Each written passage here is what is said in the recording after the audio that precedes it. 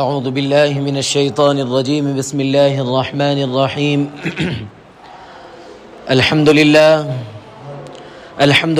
وحدہ والصلاة والسلام على من لا نبی بعدہ ولا رسول بعدہ ولا معصوم بعدہ ولا امت بعد امتی ولا کتاب بعد کتابی اما بعد۔ انتہائی واجب الاحترام، قابل صد احترام بزرگان دین، نوجوانان اہل سنت، السلام علیکم ورحمۃ اللہ وبرکاتہ۔ گزشتہ 4 جمعوں سے یہ موضوع چل رہا ہے اسلامی شادی اور ہمارے طرز عمل کے عنوان سے۔ آج 5واں جمعہ ہے، 5واں ہفتہ ہے،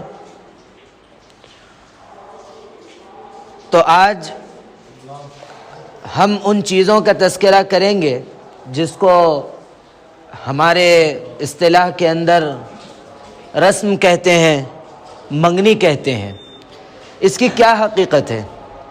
اس کو سمجھنے سے پہلے ایک چیز یہ ذہن میں رکھنا ہے، کیا یہ منگنی کی شریعت میں کوئی حیثیت ہے یا نہیں ہے؟ اگر ہے تو پھر کیا طرز عمل ہے؟ اسلامی تعلیمات کیا کہتے ہیں؟ صرف آج کا موضوع اتنا ہی ہے۔ حضرت خدیجۃ الکبریٰ ام المومنین رضی اللہ عنہا کے انتقال کے بعد حضرت خولہ بنت حکیم رضی اللہ عنہا جناب نبی کریم علیہ السلام کے پاس تشریف لائیں، لا کر کہا کہ یا رسول اللہ، آپ کے اچھے اور برے کے ساتھ دینے میں کوئی رفیق حیات کی آپ کو ضرورت ہے یا نہیں؟ تو جناب نبی کریم علیہ السلام نے ارشاد فرمایا جی ہاں ضرورت ہے۔ تو اس کے بعد حضرت خولہ بنت حکیم رضی اللہ عنہا نے آپ علیہ السلام سے پوچھا کہ آپ کے لیے اگر کنواری بچی دیکھنا چاہتے ہیں تو آپ کے لیے حضرت ابوبکر کی بیٹی عائشہ ہے، یا اگر آپ بیوہ دیکھنا چاہتے ہیں تو آپ کے لیے سودا بنت زمعہ رضی اللہ عنہا ہے۔ تو اللہ کے نبی علیہ السلام نے ارشاد فرمایا دونوں کے ساتھ نکاح کر دیا جائے۔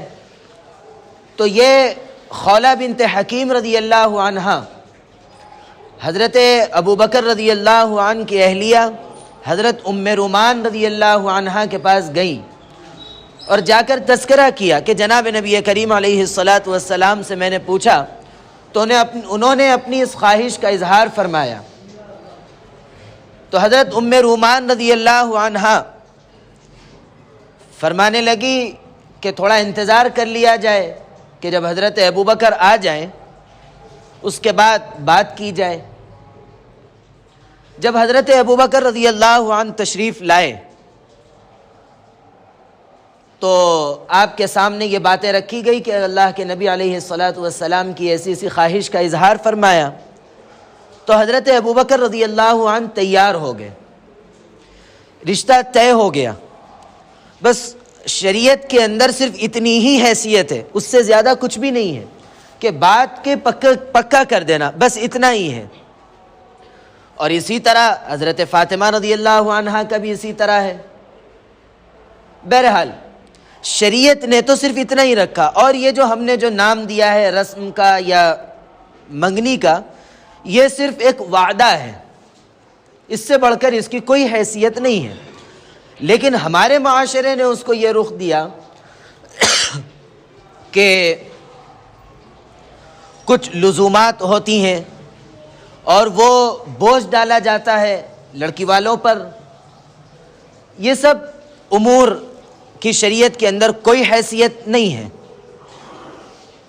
اگر چاہتے تو فون پہ بھی ہو سکتی تھی بات پکی، یا پھر گھر کے 2 بڑے آپس میں ملاقات کر کے بھی بات کو پکی کر سکتے تھے، لیکن ہم نے غیر مسلموں کی طرف سے رائج کردہ رسومات کا حصہ بن کر ہم نے یہ تمام لوازمات اپنے معاشرے کے اندر لائے۔ رسم کرنے سے بہتر رائے یہ ہے کہ نکاح کر دیا جائے، بھلے ہی رخصتی کچھ دن بعد کی جائے۔ وجہ اس کی یہ ہے کہ مسائل آتے ہیں جس کی وجہ سے یہ بات کہنی پڑتی ہے کہ ایک لڑکا آیا، آ کر کہنے لگا کہ میرا رسم ہوا تھا وہ ٹوٹ گیا، اب میرے اوپر کیا کفارہ ہے؟ تو جواباً تو یہ کہا گیا کہ رسم ٹوٹنے سے تو کوئی کفارہ نہیں ہوتا، کیا کفارہ ہے؟ لیکن اس کے انداز سوال سے کچھ شک پیدا ہوا، جس کی وجہ سے اس سے آگے بڑھ کر یہ پوچھا گیا کہ کیا تم لوگ آپس میں بات چیت کرتے تھے؟ تو اس نے کہا کہ ہاں بات چیت کرتے تھے۔ ملتے بھی تھے؟ ہاں ملتے بھی تھے، اور تعلقات بھی قائم ہو گئے تھے۔ تو اب کیا کیا جائے؟ ظاہر سی بات ہے کہ یہ جس طرح غیر کے ساتھ گناہ ہے، یہ بھی گناہ ہے۔ رسم کے ذریعے بیوی حلال نہیں ہوئی، بیوی تو نکاح کے ذریعے ہوتی ہے، لیکن ہمارے معاشرے کے اندر جو دیندار طبقہ، جو نام نہاد دیندار کہا جاتا ہے، اس دینداروں کے اندر بھی یہ چیزیں رائج ہو چکی ہے کہ رسم کے بعد آپس میں بات چیت کی اجازت دے دیتے ہیں۔ ناجائز ہے، گناہ ہے، جس طرح ایک غیر محرم کے ساتھ گناہ ہے اسی طرح اس کے ساتھ بھی گناہ ہے۔ اور پھر رسم کے اندر ایک اور خرابی یہ ہے کہ جو دنیاوی بے حیائی سے متاثر لوگ ہیں، جو متاثر خاندان ہیں، ان کے اندر یہ رواج ہے کہ یہ لوگ آپس میں انگوٹھی پہناتے ہیں، لڑکا اور لڑکی، اور یہ کہہ کر پہناتے ہیں کہ میں رفیق سفر، رفیق زندگی، یا پھر انگریزی میں یوں کہیے کہ لائف پارٹنر کے نام سے، کہ میں تم کو قبول کرتا ہوں، راضی رہتا ہوں۔ تو وہ بھی کہتی ہے کہ میں بھی راضی ہوں آپ کے شریک حیات کے نام سے، یا بہرحال جو کچھ بھی ہے۔ جب یہ معاہدہ ہوتا ہے، رضا کا اظہار اور پھر قبول، تو یہ تو صاف ایجاب و قبول ہو گیا، یہ نکاح ہو گیا۔ اور یہ بات ایسی نہیں کہ بند کمرے میں ہوتی ہے، کھلے احوال میں ہوتی ہے، لوگ موجود ہوتے ہیں۔ گواہ کے لیے مقرر کرنا بھی ضروری نہیں ہے، نکاح میں گواہ مقرر کرنے کی بھی ضرورت نہیں ہے۔ اور پھر نکاح کے لیے خطبہ نکاح بھی مستحب کا درجہ ہے، وہ بھی ضروری، واجب، فرض نہیں ہے۔ لیکن یہ جو آپسی ایجاب و قبول ہو رہا ہے، شرعی اعتبار سے تو یہ ایجاب و قبول ہی ہے۔ جب یہ ایجاب و قبول ہو رہا ہے تو پھر یہ نکاح ہو چکا ہے۔ اگر رسم ٹوٹ گیا، طلاق تو نہیں دی گئی، کیونکہ تصور ہمارے ذہنوں میں یہ ہے کہ نکاح تو نہیں ہوا، طلاق کی کیا ضرورت؟ تو اب یہ بچہ تو خیر اس کا کوئی مسئلہ نہیں ہے، لیکن یہ بچی کا اگر کہیں دوسری جگہ نکاح ہوگا تو پھر یہ بچی حرام زندگی گزارے گی، کیونکہ اس کا نکاح ہو چکا ہے، ایجاب و قبول ہو گیا۔ ایجاب و قبول ہونے سے نکاح ہو جاتا ہے۔ شریعت نے نکاح کو اتنا آسان بنایا، جس کا تذکرہ گزشتہ دنوں آیا تھا، کہ اگر آپ کے پاس اب فی الوقت موجود نہیں ہے نکاح پڑھانے والا، آپ فکر مت کیجئے، نکاح کر لیجئے۔ آپ کے پاس مکمل مہر ادا کرنے کی ابھی گنجائش بھی نہیں ہے، آپ نکاح کر لیجئے، قسطوار دے دیجئے یا کچھ دن بعد دے دیجئے، اتنی شریعت نے سہولت رکھی ہے۔ تو اس اعتبار سے نکاح تو ہو گیا۔ ایک خرابی یہ، اور دوسری خرابی یہ ہے کہ جو بات کہی گئی کہ رسم سے محرم نہیں ہو جاتے، غیر محرم ہی رہتے ہیں، سامنے بیٹھنا یا پھر انگوٹھی پہنانا، اور پھر بعض جگہوں پر یہ بھی سننے میں آیا کہ جب تک انگوٹھی نہیں پہنائی جاتی اس وقت تک اس منگنی کو پائیدار نہیں سمجھا جاتا، مکمل نہیں ہوئی، رشتہ پکا نہیں ہوا، یہ تصور کیا جاتا جس کی کوئی حیثیت نہیں ہے۔ اور پھر ایک اور اس میں خرابی یہ ہے کہ آپسی نام لکھے جاتے ہیں، انگوٹھیوں پر نامیں بھی لکھے جاتی ہے، یہ باتیں بھی سامنے آئیں، یہ بھی غلط ہے، اس کی کیا ضرورت ہے؟ اور یہ کہا جاتا کہ اگر نام نہ لکھا جائے تو آپسی محبت پیدا نہیں ہوتی۔ یہ کہاں سے لائے ہیں یہ سب چیزیں؟ یہ انتہائی بیکار اور واہیات چیزیں ہیں جس کی کوئی نہ شریعت کے اندر دین کے اعتبار سے نہ ہمارے مزاج کے اعتبار سے اس کی کوئی حیثیت نہیں ہے۔ خواہ مخواہ کہ ان چیزوں کا لزوم ہم اپنی زندگیوں میں لائیں۔ اور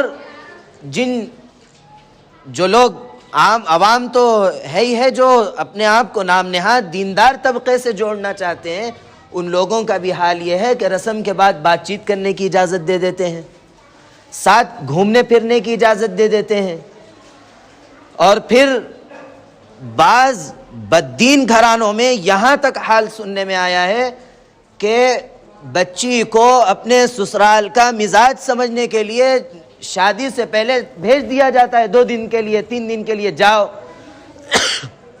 رہو، دیکھ کے آؤ وہاں پر کیسا ماحول ہے، تم اپنے ماحول کو سمجھو، اس طریقے سے بھیج دیا جاتا ہے۔ تو یہ کہاں تک جائز ہے، کہاں تک درست ہے؟ اگر یہ چیزیں ہمارے معاشرے کے اندر پیدا ہو رہی تو کتنی افسوسناک بات ہے۔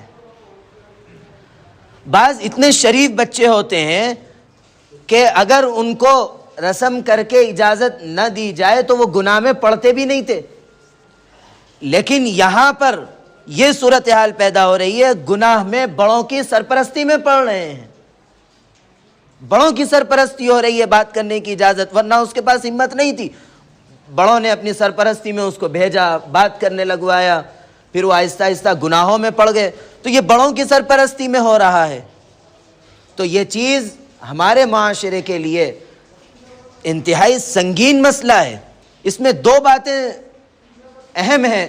پہلی یہ کہ اگر یہ رشتہ ٹوٹ گیا، دوسری جگہ اس کا رشتہ ہوا، اس لڑکی کا اس کا شوہر اگر پوچھے تم لوگ پہلے جس سے رسم ہوا بات چیت کرتے تھے، اگر اس نے کہا کہ ہاں بات چیت کرتے تھے، تو شوہر کے دل میں اس کی کیا حیثیت رہ جائے گی؟ ہمیشہ پھر اس پر شک کا مزاج اس کا بن جائے گا۔ یا مان لیجئے اگر اسی سے نکاح ہو گیا تب بھی یہ ہونے والے بچوں کے زانی ماں باپ رہیں گے، تو یہ بچوں کی کیا دینی اٹھان اٹھائیں گے؟ یہ بچوں کو کہاں دینداری کی طرف لا سکیں گے؟ ایک سچا اور پکا مسلمان یہ کس طرح باقی رکھ سکیں گے؟ اسی لیے یہ اہم مسئلہ ہے جس کو ذہن میں رکھے کہ رسم کرنے سے محرم نہیں بن جاتے، ابھی بھی نامحرم ہی ہیں، مل نہیں سکتے، بات چیت نہیں کر سکتے، ابھی بھی جائز نہیں ہے، جائز تو نکاح کے بعد ہوتے ہیں۔ اور پھر ایک صورتحال یہ ہوتی ہے کہ رسم ہو گیا، اس کے بعد 1 سال 2 سال 3 سال ابھی بچہ باہر ہے، ابھی جو ہمارے پاس جو معاشرے میں چلتا ہے ابھی فیملی ویزا نہیں ملا، فلاں نہیں ہوا، فلاں نہیں ہوا، یہ صورتحال پیدا کر کے اب یہ دونوں پریشان۔ اگر اس کو کہیں اور اس کا چکر شروع ہو گیا، یہ بچی کی زندگی خراب۔ اور ہماری صورتحال یہ ہے جو مالدار طبقہ ہے وہ تو ٹھیک ہے، جو چاہے کرے، وہ بھی جائز نہیں ہے، لیکن اگر ان کے پاس پیسہ ہے، دولت ہے، وہ کر رہے ہیں، دعوتیں کر رہے ہیں، ٹھیک ہے۔ لیکن غریب یا متوسط درجے کا طبقہ وہ کیا کرے گا؟ قرض لینا پڑے گا، اور مجبور بھی کیا جاتا ہے، زور دیا جاتا ہے کہ ہماری طرف سے اتنے افراد آئیں گے، 50 افراد 100 افراد۔ شادی خانوں میں شادیوں سے بڑی تقریب ہو رہی ہے رسم کی۔ کہاں تک یہ درست ہے؟ تصور کیجئے کہ یہ بچی پر بوجھ، بچی کے ماں باپ پر، بچی کے گھر والوں پر یہ بوجھ پڑ رہا ہے یا نہیں پڑ رہا ہے؟ اگر پڑ رہا ہے تو پھر یہ نکاح سنت کے موافق ہو رہا ہے یا نہیں ہو رہا ہے؟ گزشتہ 2 مرتبہ یہ بات ہمارے سامنے آئی تھی کہ سنت نکاح کا معیار بتایا گیا تھا کہ سنت نکاح وہ ہے، سنت کے قریب اتنا ہی زیادہ ہوگا جس نکاح میں بچی والوں پر جتنا کم بوجھ ڈالا جائے گا وہ سنت کے اتنا ہی زیادہ قریب ہوگا۔ اب یہاں پر طے کرنے سے لے کر آخر کے جمعگیوں تک صرف میں سمجھتا ہوں کہ صرف 1-2 دعوت کچھ بچے والوں کی طرف سے ہوتی ہے، باقی تمام چیزوں کا بوجھ کس پر پڑ رہا ہے؟ اور ہمارے بچوں کی صورتحال کیا ہے؟ نوجوان طبقہ جو ہے کیا صورتحال ہے؟ ایک تو پڑھائی میں 0 پڑھ رہے ہیں، SSC نکالنے میں 10ویں کا امتحان دینے میں 2 سال 3 سال 4 سال، بعض تو 5-6 سال بھی لگا دیتے ہیں، اور پھر وہ بھی جو پاس ہوئے وہ پیسوں کے ذریعے یا مختلف چیزوں سے یہ پاس ہوئے، یہ ناکارگی ہمارے بچوں کے اندر، اور پھر انٹر میں آئے وہ برا حال۔ تو ایسے معاشرے کے یہ بچے، ان کے مطالبات کیا ہیں؟ مجھ سے زیادہ آپ لوگ معاشرے سے واقف ہیں، آپ لوگ معاشرے کو جانتے ہیں۔ ہمارے گھر میں، ہمارے خاندان کے اندر یہ رسومات نہیں ہے، اس لیے میں جانتا بھی نہیں تھا۔ میں جتنی چیزیں آپ کو بتایا ہوں، مختلف لوگوں نے ہمارے خاندان میں رائج چیزیں ہیں جو بتائی ہے، میں وہ آپ کے سامنے تذکرہ کیا ہوں۔ آپ لوگ مجھ سے زیادہ جانتے ہیں۔ میں آپ کو یہ بتایا کہ رسم کی کتنی حیثیت ہے، کیا اس کی حقیقت ہے، اللہ کے نبی علیہ السلام کے سلسلے میں، آپ کے رشتے میں کیا عمل ہے، بس اتنا ہی۔ اس کے علاوہ جتنی چیزیں رائج ہے سب غیروں کی طرف سے آئی ہوئی چیزیں ہیں جو ہمارے معاشرے کے اندر ایک فساد برپا کر رہی ہے، گناہوں کو عام کرنے کا ایک ذریعہ بن رہی ہے۔ اسی لیے ہم سب کی ذمہ داری یہ ہے کہ ان چیزوں کو ختم کرنے کے لیے مرد آہن بننا چاہیے، ایک مضبوط دیوار بننا چاہیے روکنے کے لیے۔ اور پھر اگر ہم اپنے اندر یہ جوش، یہ جذبہ اگر رکھیں گے کہ ہم اپنے گھر سے، ہم اپنے بھائی بہنوں کے معاملے میں ہم ان خرافات سے بچ جائیں گے، آپ صرف اپنی فکر کیجئے، دوسروں کی چھوڑ دیجئے، تو اللہ کی ذات سے قوی امید یہ ہے کہ انشاءاللہ معاشرے کے اندر کسی حد تک بہتری آ سکتی ہے۔ کب؟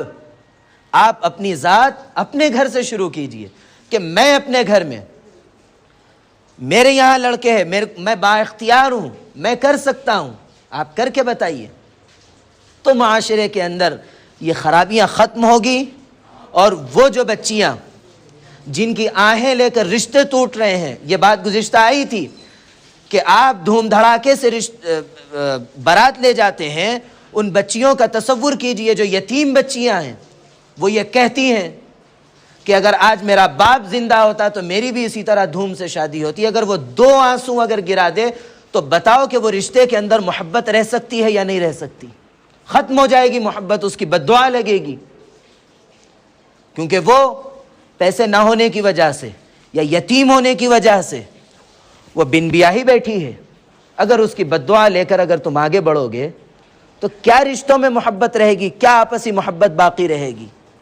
اسی لیے اگر آپسی محبتیں چاہتے ہیں تو پھر اسلامی تعلیمات، اسلامی اصول کے مطابق اگر ہم کریں گے اور انسانیت کے ساتھ اگر کریں گے، انسانیت یہ ہے کہ آپ کسی پر بوجھ مت بنیے، آپ کسی پر زور زبردستی مت کیجئے۔ اگر آپ اس طریقے سے اگر کرتے ہیں تو معاشرے کے اندر بہتری آ سکتی ہے، ہمارے معاشرے میں رائج رسومات ختم ہو سکتے ہیں، ہمارے معاشرے کے اندر جو فساد پھیل رہا ہے وہ ختم ہو سکتا ہے، لیکن اس کے لیے کوشش ہم کو کرنی ہے، ہمارے گھر سے کرنی ہے۔ اللہ رب العزت ہم سب کو ان رسومات سے بچائے رکھے، ان رسومات کی محبتوں ہمارے دل سے نکالے، ان کی نفرتیں ہمارے دلوں میں بسا دے۔ اللہ رب العزت میرے کہنے کو اور آپ کے سننے کو قبول فرمائے۔ اللہ رب العزت کہنے، سننے، لکھنے، پڑھنے سے زیادہ عمل کی توفیق عطا فرمائے، عمل کی باتوں پر عمل کرنے، بچنے کی باتوں سے بچنے اور عقیدے کی باتوں پر عقیدہ رکھنے کی توفیق عطا فرمائے۔ آمین۔ وآخر دعوانا ان الحمد للہ رب العالمین۔